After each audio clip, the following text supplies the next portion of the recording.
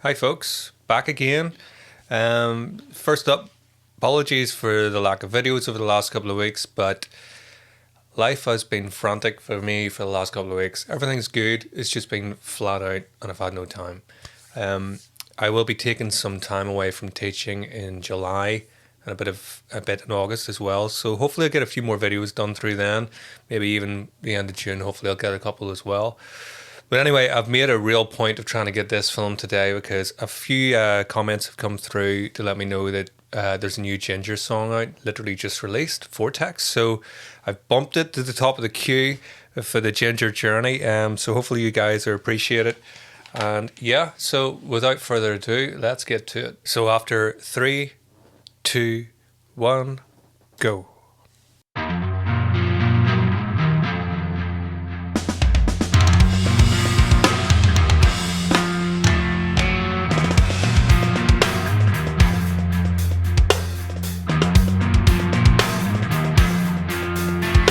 Like a lunatic, frantic.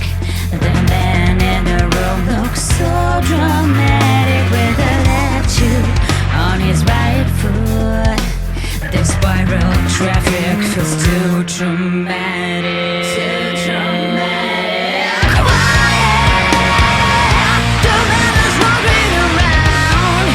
Where's the way out he never found? And inside there's a moment of land. It's rolling and robbing a parquet. Oh, how heavy is the bar. It bent his spine to the very ground. Neither his nor another, an almost ludicrous. Oh, how heavy is his bar. Yeah. I mean, how is it possible that they can manage to make a song sound catchy and completely disorientating at the same time? I kind of feel like, yeah, I'm following all this, but at the same time, I'm just being constantly thrown off with everything that's going on. Fantastic production on this one. Really huge sounding. Really looking forward to this new album. For any of you guys that haven't been following my JINJER journey, so to speak, the only time I've ever listened to JINJER is the time I've reacted to them on YouTube. Really odd for me, but you know, since I started this reaction sort of journey, JINJER cropped up. Bit of an experiment type thing going on, I guess. Very different from how I would normally listen to music and get into a band. So, yeah, YouTube comments have let me know that these guys have been working intensely, really, on a new album. So hopefully that'll be coming very soon. Production sounds mighty on this, you know. But as usual, where do we start? Like, I mean, I don't know. Don't really know where to start. One of the very first things that jumped out to me actually was the snare. I haven't actually took a time to look at it. Is that the snare there? It's hard to tell from that angle that we're at. He's left-handed, isn't he? But it sounds like a really, really high-pitched, very short sustain, like a piccolo type snare. And my experience of listening to those kind of snares was in the likes of bands like Dying Fetus and Cryptopsy. You know, these really, really sort of heavy death metal bands. You get that really snappy, kind of bright snare sound. And years ago, like probably 20 years ago, whenever I was doing a lot of drumming, drummed for a couple of sort of metal bands and just local bands, but very death metal kind of stuff. And I went on the piccolo journey at that point. So Vlad's kit, really dry sounding, really just sounds like incredible. There's so many other things to discuss. As usual, you know, there's a million things going on here. So really, I guess all that will make it into the video would be the sort of the top ones that are jumping out to me. But you know, I've taken a lot on, even the fact that the room's full of books, you know, which for me it might sound like a very obvious thing, like, but for me, I really don't see peripheral things, you know, because you know the music is there. So you're going to have to forgive me. We're going to go back again, and I'll do a little bit of commentary over the top of the music. Probably be the easiest way, just as certain things come to me. I don't like to talk over the music really, but I feel like since we've already listened to that a little bit, should be okay.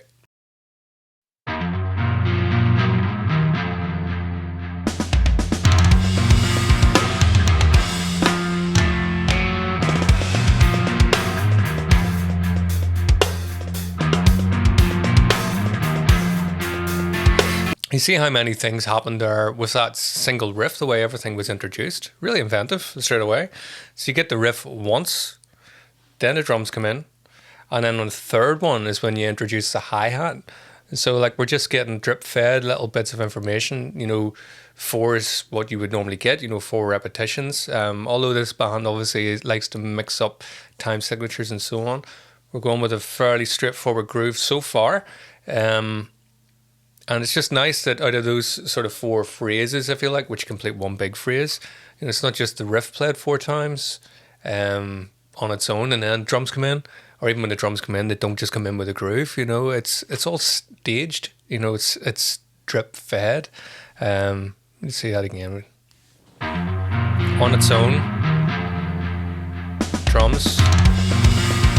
It's more like a fill, now the beat. And then establish that again. Now it's ready for the vocals. Like a Beautiful. And bass. The man in the room looks so dramatic with a latitude on his right foot. The spiral traffic feels too dramatic. Lovely playing on the bass there as usual, you know, so finding nice different endings, you know, da da da da da da da dum. Way up the fretboard, you know, same sort of notes there, but way up in the higher octave there, you know, just kind of nice and creative, really. The vocals are beautiful, you know, love the harmonies, everything in there, you know, very warm.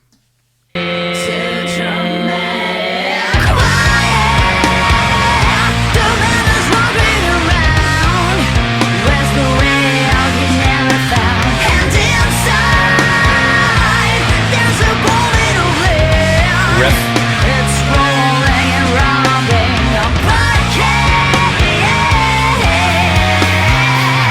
See how much they're relying on the syncopation again? Da da dum bam bam bam dum bam bam. You know, they really love to play with the syncopation. I think that makes things really groovy to listen to.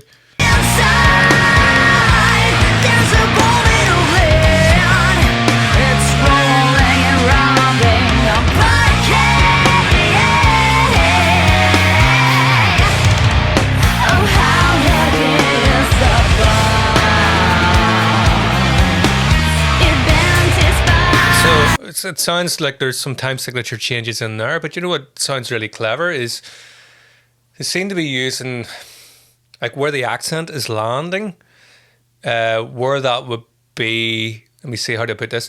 So where the accent is landing would sound like on in between the beat, you know, which what I was talking about, the syncopation.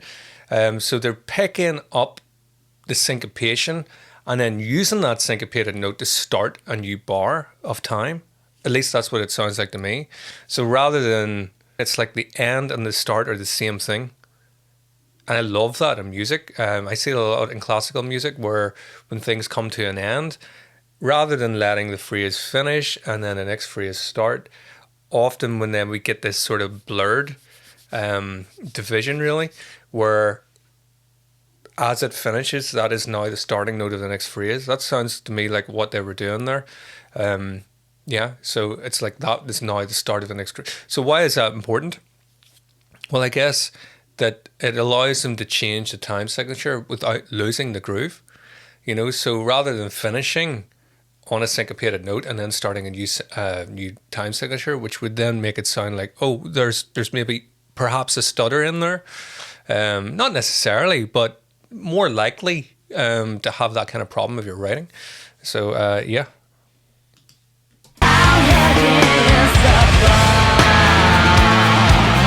Like to hear that riff, down, da, da, da. Like that sounded like the final note of the previous riff, but also the first note off that riff.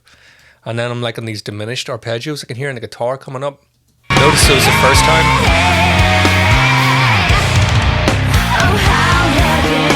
That's just like, that starts at the same note as where it ends. I love that.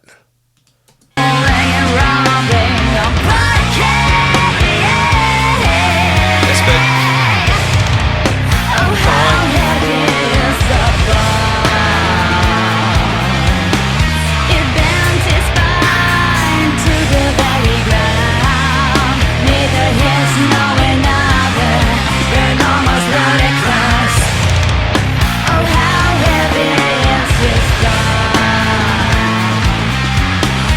There's that and that. Do you see how long the space was between that was reused again? It's just crazy what these guys are achieving here, really. Sounds like such a cliche. People sort of talk about a band being so incredible.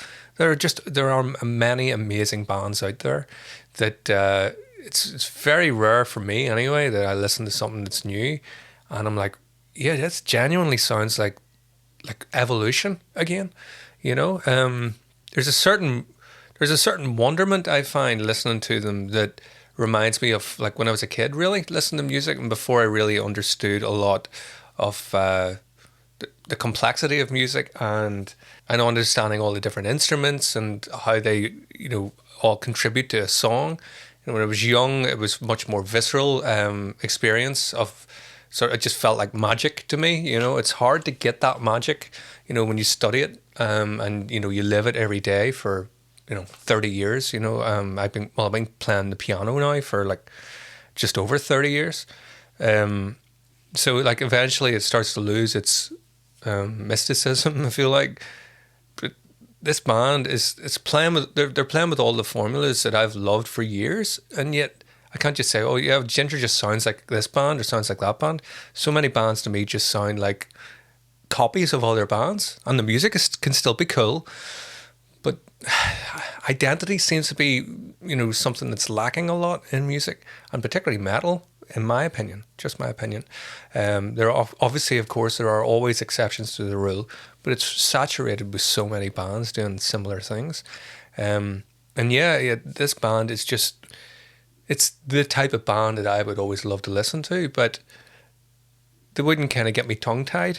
Not many bands do.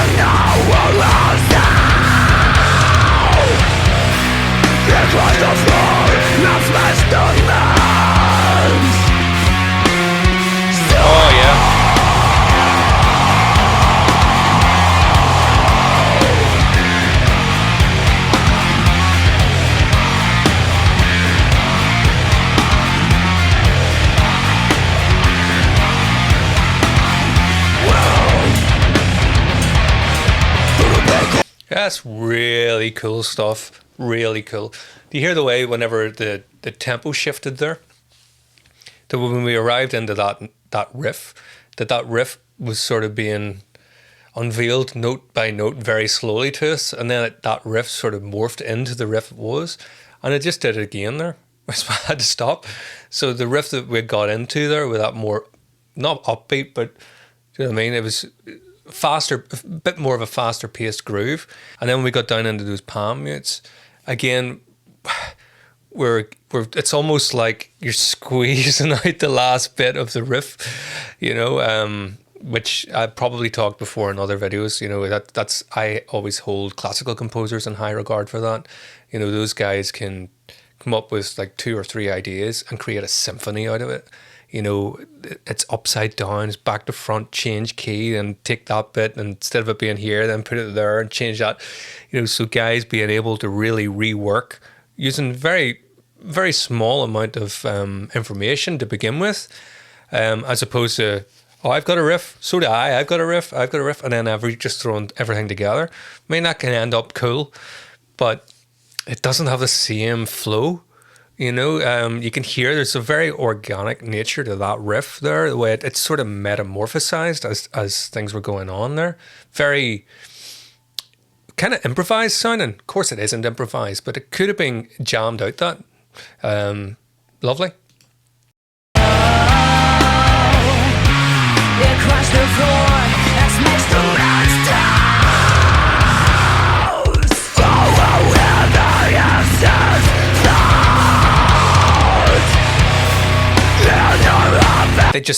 They refuse to do the same thing twice in a row, don't they?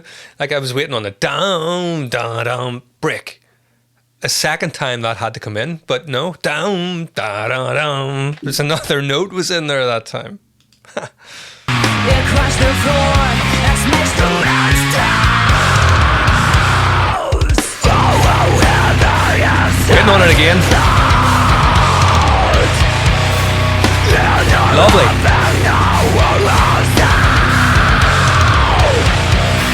3 notes that time.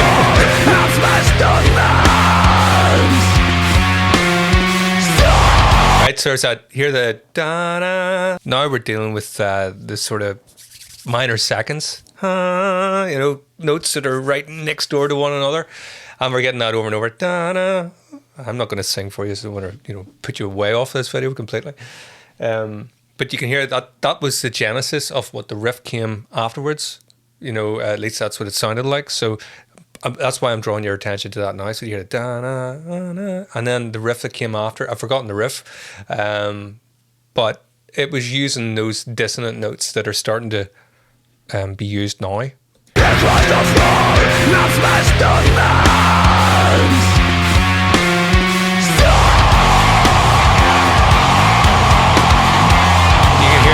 It's played with a different phrasing, but you can hear in the guitar riffs, he's taking the same notes that he was just playing there.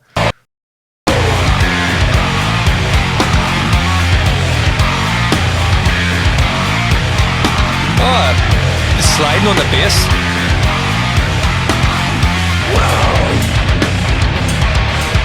And that's that riff again, only with the palm mutes. It's a bit more sophisticated again, but it's come from that last one.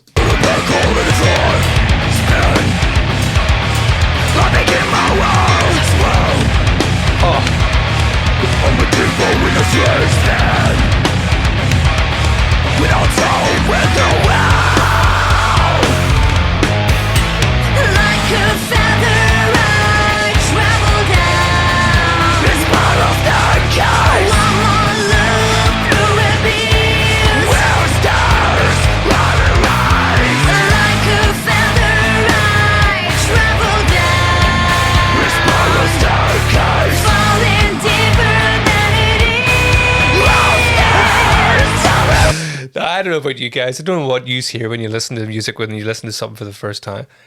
You're probably going to laugh at me here because you're probably thinking, well, Tatiana's vocals are insane. They're amazing. Of course they are. They're amazing. But you know what I'm focusing on? It's that crash cymbal. And where it's placed in the bar. You can hear it being off and then it's on. And then so when it's on, the foot sounded like it was off. And when the foot was on, that sounded like it was off.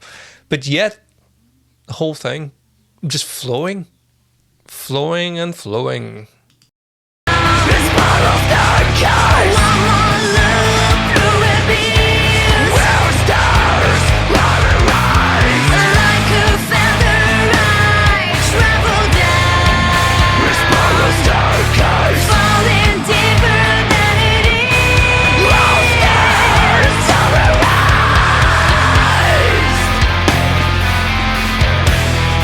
Oh.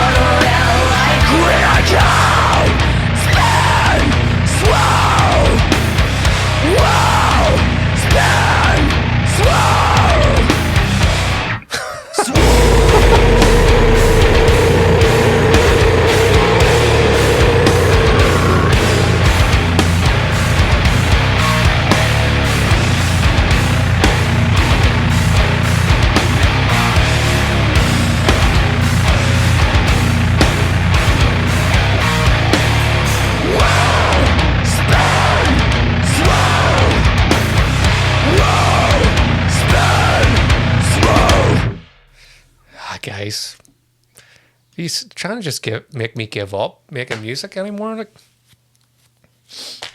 I don't know. I actually went full on chill mode there, by the way. So I've been, been digging everything the whole way through the video, all my commentary, loving everything. They flicked a switch in there somewhere and it caught me off guard. Next thing, I found myself in this really intense sort of slow burn of a groove. I took my eyes off the screen. Don't shoot me. Sorry.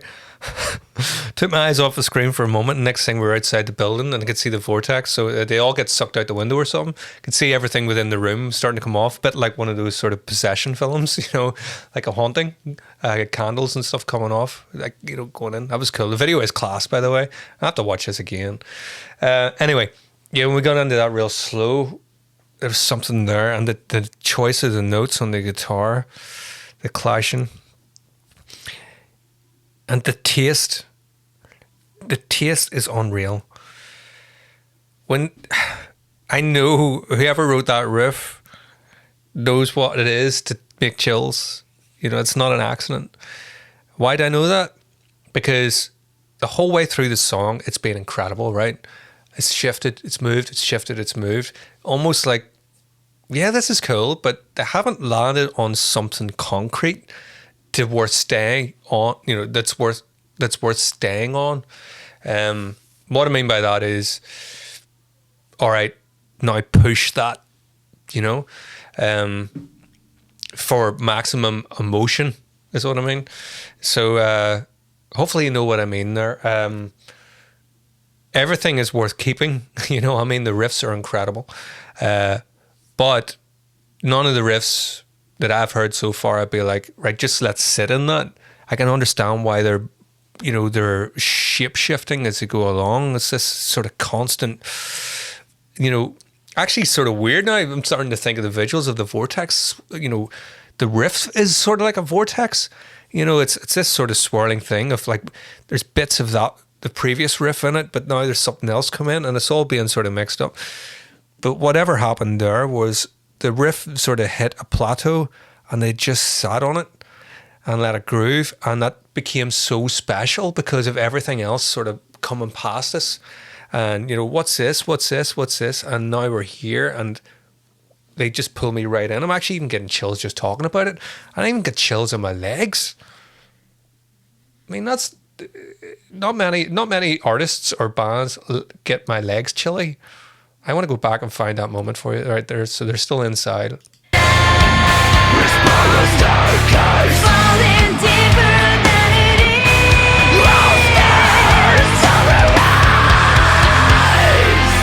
That riff there. Down.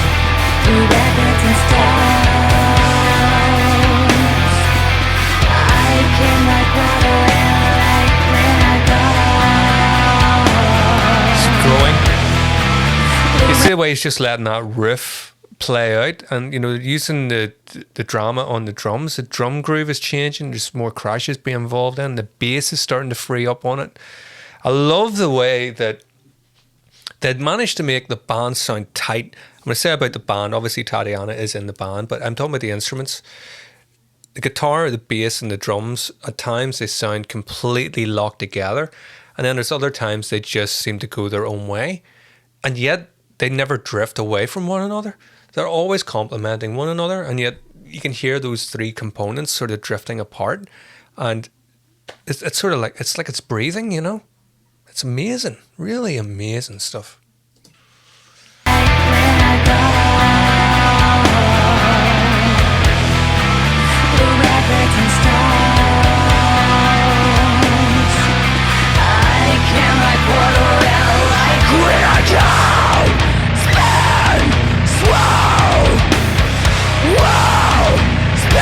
Let's all come together again there. And the vocals. Those false endings. Actually, I think they caught me out just there as well. Not that time, but the first time, thought it was just dead, and it wasn't. Utter silence.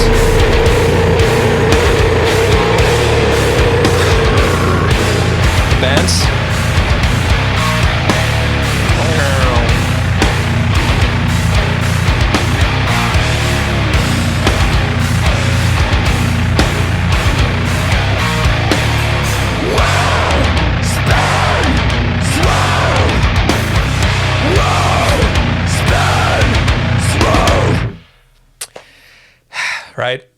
Listen, I got to get back to stuff to do today.